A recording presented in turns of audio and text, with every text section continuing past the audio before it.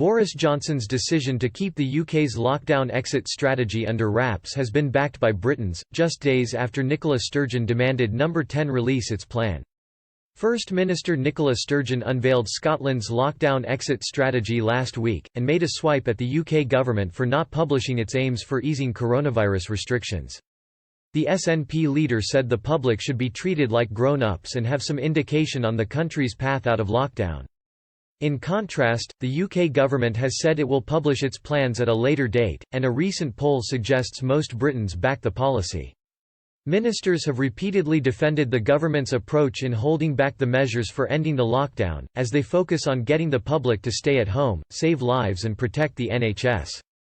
An exit strategy is set to be released once the UK's top scientists are satisfied the country has passed the peak of the virus. A recent survey, carried out by YouGov on April 27, suggests most Britons support the approach. The poll asked if the government should set out a plan on how Britain should leave lockdown. Out of 6,257 British adults surveyed, the majority said the government should wait before outlining how it plans to relax the current measures. Just under two-thirds, 63%, said the government should only set out plans to leave lockdown nearer the time, when the situation is clearer. Only 32% said ministers should set out a plan now, while 5% responded don't know. The findings are in stark contrast to the comments from SNP officials, who have heavily criticised the government for not publishing advice on easing lockdown restrictions. Ms Sturgeon has published a document setting out Scotland's path out of the current social distancing restrictions, which include guidance on reopening schools and allowing social gatherings. But the Scottish politician made a subtle dig at the UK government when announcing the measures, as she explained the reason for publishing the document was because she wanted to have a grown-up conversation with the public about lifting the restrictions. Speaking at a briefing in Edinburgh, Ms Sturgeon said, "What we are publishing at this stage is by necessity a first cut. I'm seeking today really to start a grown-up conversation with you, the public."